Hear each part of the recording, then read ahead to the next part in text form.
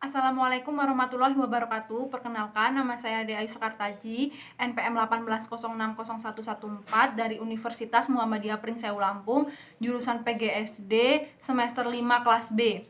Di sini saya akan menjawab pertanyaan dari mata kuliah telaah kurikulum yang pertanyaannya, menurut Anda berdasarkan kajian teori terkait asas perkembangan kurikulum, pendekatan dan model perkembangan kurikulum, mengapa hal-hal tersebut menjadi sangat penting untuk pengembangan kurikulum? Berikan penjelasan dan alasan melalui rekam video.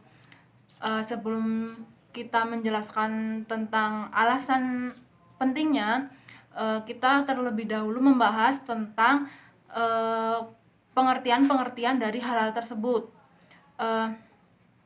Jadi yang pertama, asas pengembangan kurikulum. Asas pengembangan kurikulum itu suatu aspek yang dijadikan sebagai landasan dalam pembentukan kurikulum.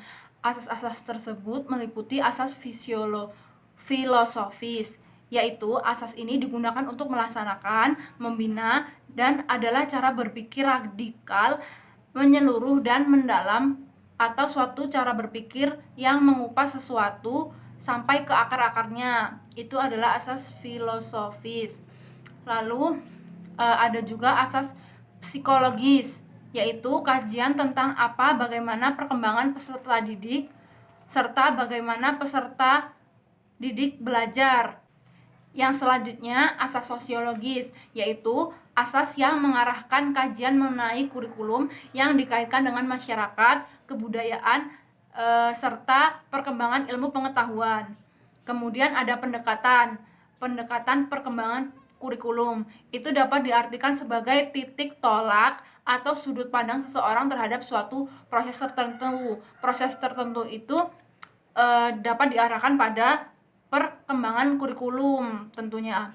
Lalu model pengembangan kurikulum dapat diartikan sebagai kerangka konseptual yang digunakan sebagai pedoman atau acuan dalam melakukan sebuah kegiatan.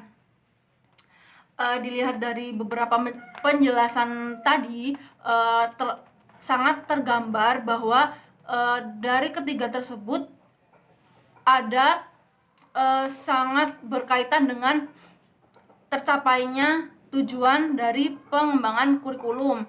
Hal tersebut sangat penting sekali untuk pengembangan kurikulum di Indonesia.